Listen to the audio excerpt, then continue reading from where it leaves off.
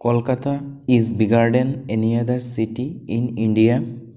এই বাক্যটো কম্পাৰেটিভ ডিগ্ৰীত আছে।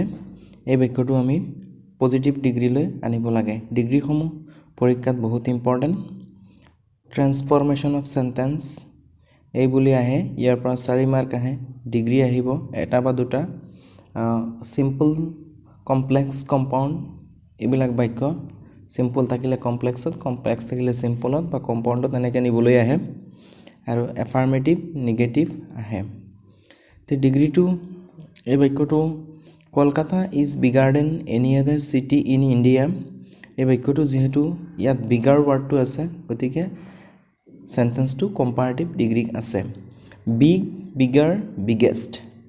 বিগ হৈছে পজিটিভ ফৰ্ম, বিগাৰ কম্পাৰেটিভ আৰু বিগেষ্ট হৈছে সুপাৰলেটিভ। আমি সহজতে বুজি পোৱাৰ কাৰণে পজিটিভ ডিগ্ৰীৰ এটা সিম্পল ফৰ্মেশ্যন ক্ৰিয়েট কৰি লৈছোঁ।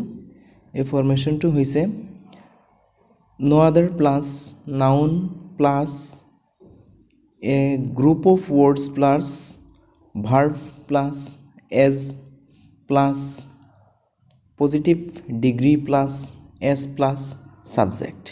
সেইমতে আমি যদি বাক্যটো কৰোঁ, ইয়াত প্ৰথমতে আমাৰ এই ফৰ্মুলা অনুযায়ী কি হ'ব, no other।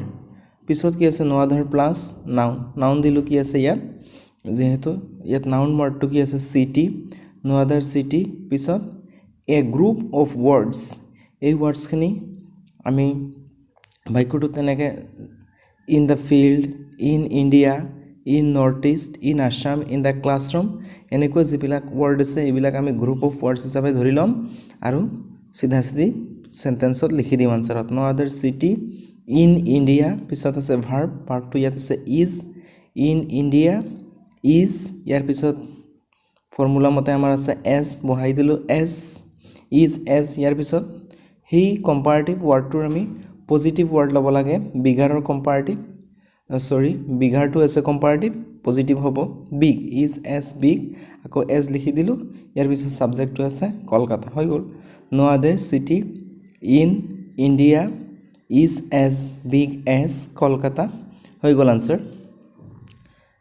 এনেকুৱা আৰু কিছুমান সেন্টেন্স উদাহৰণৰ বাবে লৈ লৈছোঁ। The Brahmaputra is the longest river in India. ইয়াত হ'ব উত্তৰটো হ'ব no other river in India is as long as the Brahmaputra.